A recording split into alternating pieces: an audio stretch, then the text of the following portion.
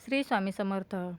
तर कांदा लसूण न घालता आणि गुरुचरित्राच्या पारायणाचे सगळे नियम पाळून आपण इथे काही पराठे बनवणार आहोत आणि त्याच्याबरोबर एक चटणीसुद्धा शेअर केलेली आहे.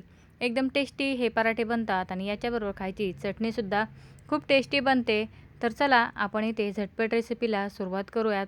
तर मी इथे पाव किलो फ्लावर घेतलेला आहे आणि पाव किलो मटार घेतलेले आहे आणि 2 बटाटे घेतलेले आहेत. तर बटाटे मी नवीन घेतलेले आहेत कारण नवीन बटाटे खूप टेस्टी लागतात आणि लवकर शिजतातसुद्धा. तर बटाटे, फ्लावर आणि मटार मी थोडेसे गरम पाण्याने स्वच्छ धुवून घेतलेले आहेत. तर बटाटे एकदम स्वच्छ धुवून घ्यायचे आहेत. आता हे बटाटे, फ्लावर, मटार आपण उकडवून घेणार आहोत. तुम्ही कुकरमध्ये एक शिट्टीसुद्धा काढून घेऊ शकता. मी इथे पॅनमध्येच हे बटाटे आणि फ्लावर उकडून घेणार आहे. तर मी इथे बटाट्याचे 3-3 तुकडे केले आहेत म्हणजे फ्लावर आणि मटारबरोबर बटाटे पटकन शिजतील. तर तुम्ही याच्यामध्ये मीठ टाकूनसुद्धा शिजवून घेऊ शकता. नवीन आलेले बटाटे वापरा कारण नवीन बटाट्यांना खूप खूप टेस्ट असते आणि ते लवकर शिजतात. तर या बटाट्यांचा थोडासा पिवळा कलर असतो, तर त्याच्यामुळे आपल्या पराठ्यांना कलरसुद्धा खूप छान येतो. तर मी 1 मिनटं गॅसची फ्लेम हाय ठेवली होती आणि नंतर गॅसची फ्लेम लो केली. तर 9 ते 10 मिनटामध्येच इथे बटाटे आणि फ्लावर चांगलं शिजवून झालेलं आहे. तोपर्यंत पीठ मळून घेतलं. तर मी ते अंदाजे 6 चपात्यांचं पीठ घेतलेलं आहे. त्याच्यामध्ये चवीनुसार मीठ आणि 1 चमचा तेल टाकलं आणि चपातीच्या पिठाप्रमाणे इथे आपल्याला पीठ मळून घ्यायचं आहे. चपातीच्या पिठापेक्षा थोडंसं नरम पीठ लावलं तरी चालेल. पराठे लाटता येत असतील तर थोडंसं नरम पीठ लावा, नाही तर आपण चपातीला करतो त्याच पद्धतीने पीठ मळून घ्यायचं. आता हे पीठ साईडला ठेवायचं आहे. तोपर्यंत आपण इथे बाकीची तयारी करूयात. तर पराठ्यांसाठी आणि चटणीसाठी मी इथे 2 हिरव्या मिरच्या कापून घेतलेल्या आहेत. तर कमी तिखटवाल्या हिरव्या मिरच्या आहेत आणि अर्धा इंच अद्रक इथे फक्त मुसळने ठेचून घेतलेला आहे. तुम्ही कापूनसुद्धा घेऊ शकता. तर याच्यामध्ये आपण लसूण, अद्रक आणि काळे मसाले याचा वापर करणार नाही. तर कोथिंबीरसुद्धा चांगली स्वच्छ धुवून घेतलेली आहे. कोथिंबीरसुद्धा कापून घ्यायची आहे आणि लगेच आपण याच्यासाठी कढीपत्तासुद्धा काढून ठेवलेला आहे. कारण आपण फोडणी देणार आहोत. तर फोडणी देताना घाई नको म्हणून सुरुवातीला सगळी तयारी करून ठेवायची. तर मी इथे दही घेतलेलं आहे. तर 2 पळी दही घेतलेलं आहे. तर चांगलं कसलेलं दही आहे. एकदम आंबट असं हे दही आहे. तुम्ही फ्रेश दही वापरलं तरी चालेल. फक्त याला फेटून घ्यायचं म्हणजे त्यातील गाठी आपल्याला मोडून घ्यायच्या आहेत. तर मी याच्यामध्ये 1 चमचा पाणी टाकलं कारण दही खूप आंबट आहे आणि घट्टसुद्धा आहे. फ्रेश दही वापरलं किंवा थोडंसं पातळ दही असतं ते वापरलं तरी चालेल. आता या दहीला आपण तडका देणार आहोत. तर त्याच्यामध्ये मी आता लाल मिरची आणि हळद टाकून घेतली. चवीनुसार लाल मिरची आणि हळद टाकायची. आता पॅनमध्ये 2 चमचे कडकडीत तेल गरम करून पाव चमचा मोहरी, पाव चमचा जिरं, पाव चमचापेक्षा कमी टाकलेलं आहे हिंग, एक कमी तिखटवाली हिरवी मिरची, 9-10 कढीपत्त्याची पानं आणि टाकलेली आहे कोथिंबीर. तर मी ते फोडणी साईडलाच दिलेली आहे कारण फोडणी देताना गॅसवरती तेलाचे शिंतोडे खूप उडतात आणि त्यावेळेस साईडचं जे बर्नर असतं ते खराब होण्याची शक्यता असते. तर अशा वेळेस त्या बर्नरवरती कापड झाकून घेतलं तरी चालेल. मात्र मी ते थोडीशीच फोडणी द्यायची होती म्हणून साईडलाच फोडणी देऊन घेतलेली आहे. आता चांगली कडक झालेली फोडणी या दहीमध्ये टाकायची आहे. तुम्हाला जर वाटलं की फोडणी थोडी थंड झालेली आहे तर पुन्हा गॅसवरती गरम करून घ्यायची. आता दहीमध्ये फोडणी टाकली आणि फोडणीच्या भांड्यामध्ये 1 चमचा पाणी टाकलं आणि ते सुद्धा याच्यामध्ये टाकलेलं आहे. चवीनुसार टाकायचं आहे मीठ आणि 4-5 दाणे इथे साखरचे टाकलेले आहेत कारण दही थोडंसं आंबट आहे. तर इथे टेस्ट बॅलन्स होण्यासाठी मी साखरसुद्धा टाकली. आता फक्त याला मिक्स करायचं. तर इथे पराठ्यांबरोबर खाण्यासाठी आपली चटणीसुद्धा तयार झालेली आहे. तर आपण पारायणामध्ये बेसन पीठ खात नाही, तर मी सुद्धा याच्यामध्ये बेसन पीठ टाकलेलं नाही. खात असाल तर बेसन पीठ टाका, नाहीतर डायरेक्ट कढी केली तरी चालेल. आता बघा 9-10 मिनिटामध्ये आपले ते फ्लावर बटाटे चांगले शिजलेले आहेत. तर मी यातील पाणी काढून घेतलं आणि वरती थंड पाणी टाकून बटाटे आणि फ्लावर चांगले थंड करून घेतलेले आहेत. आता आपल्याला बटाटे सोलून घ्यायचे आहेत. बटाटे चांगले शिजले की पटकन सोलतात आणि बघा इथे जर मीठ टाकून शिजवलं तर ही मटार खूप छान लागते. मात्र मी मीठ काही टाकलं नाही आणि काल होता गुरुवार तर मी कालच ही रेसिपी बनवलेली आहे किंवा हे पराठे बनवलेले आहेत. तर या पद्धतीने तुम्ही मटार साफ करून घ्यायची आहे. मटार साफ करताना चेक करायची. बराच वेळेस मटारमध्ये किडे असण्याची शक्यता असते. तर बघा मी फ्लावरचे देठं काढून घेतले होते ते सांगायला विसरले.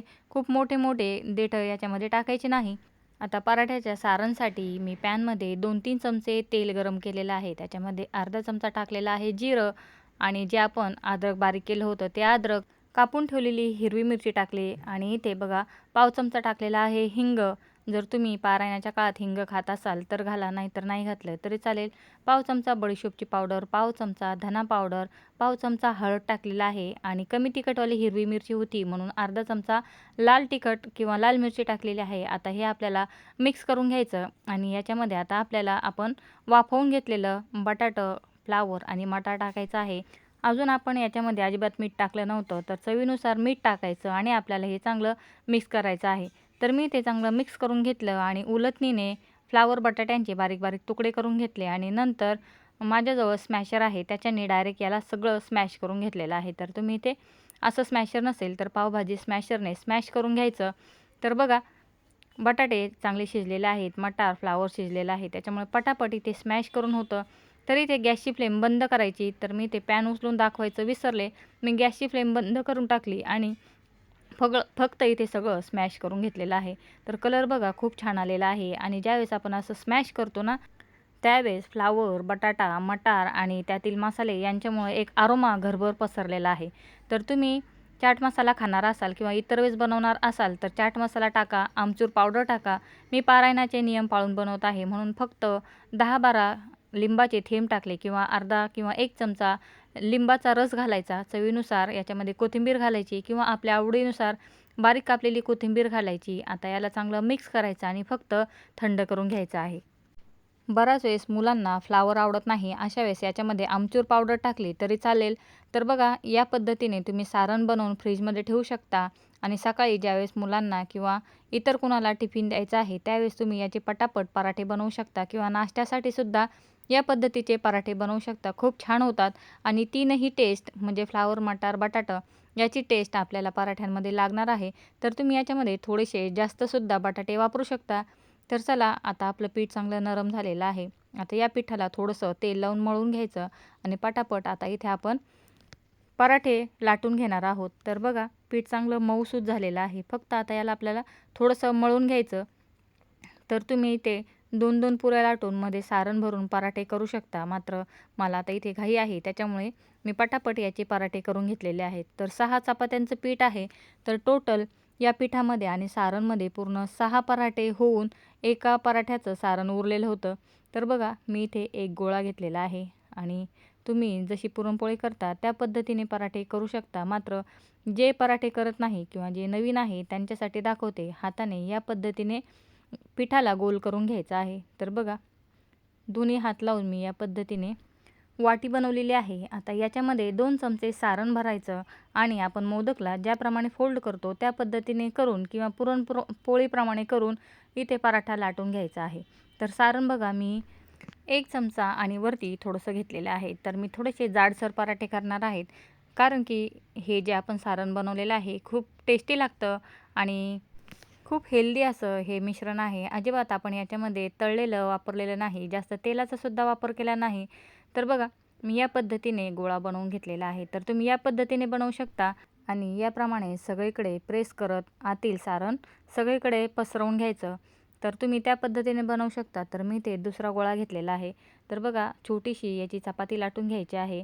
तुम्हाला कितपत पराठा करायचा आहे तेवढं पीठ घ्यायचं. तुम्हाला छोटे मोठे जसे पराठे जमतात त्या पद्धतीने घ्यायचं आहे. तर याच्यामध्ये सुद्धा 1.5 चमचा सारण भरलेलं आहे आणि फक्त मोमोजप्रमाणे याला साईडने आपल्याला उचलून घ्यायचं आहे. बघा आता मी इथे मोठी चपाती लाटलेली आहे त्याच्यामुळे याला फोल्ड करण्यासाठी अजिबात वेळ लागला नाही. तर तुम्ही या पद्धतीने करू शकता. ही सगळ्यात सोपी पद्धत आहे आणि याला वेळसुद्धा कमी लागतो.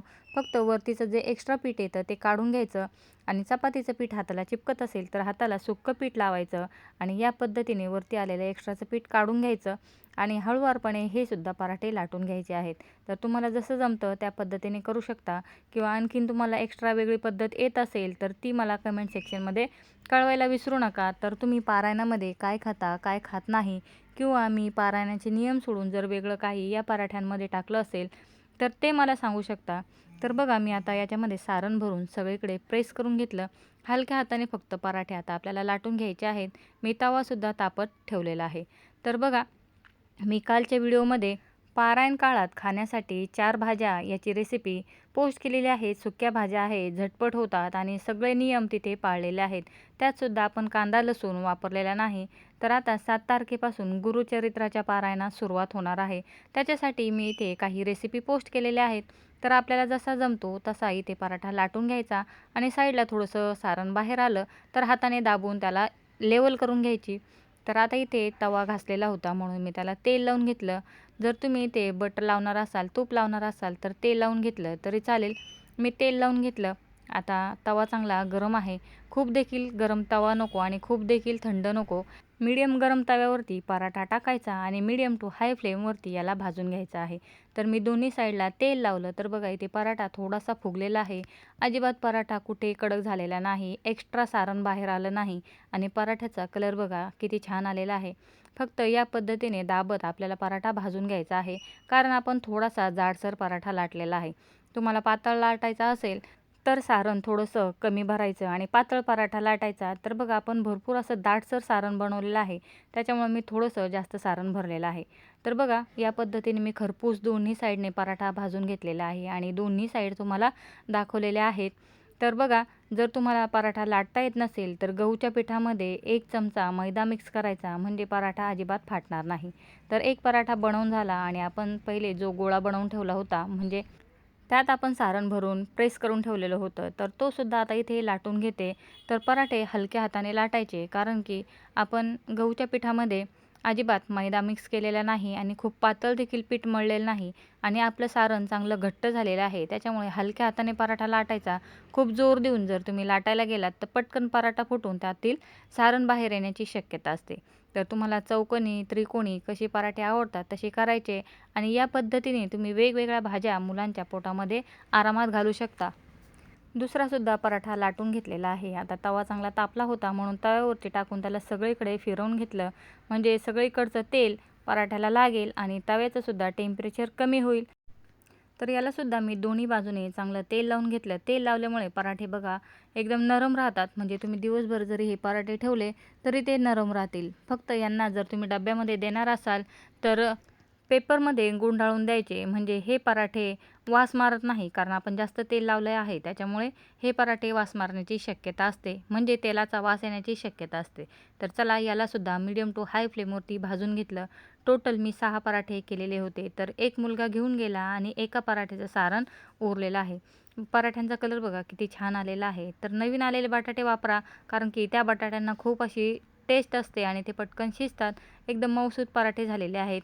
तर चला आता या पराठ्यांबरोबर खाण्यासाठी चटणीसुद्धा तयार आहे. झटपट होतात आणि टेस्टीसुद्धा लागतात. तुम्हीसुद्धा नक्की ट्राय करून बघा. आणि गुरुचरित्राचं पारायण चालू असताना तुम्ही कुठल्या कुठल्या रेसिपी करता, कुठल्या कुठल्या भाज्या खातात, तर ते मला कळवायला विसरू नका.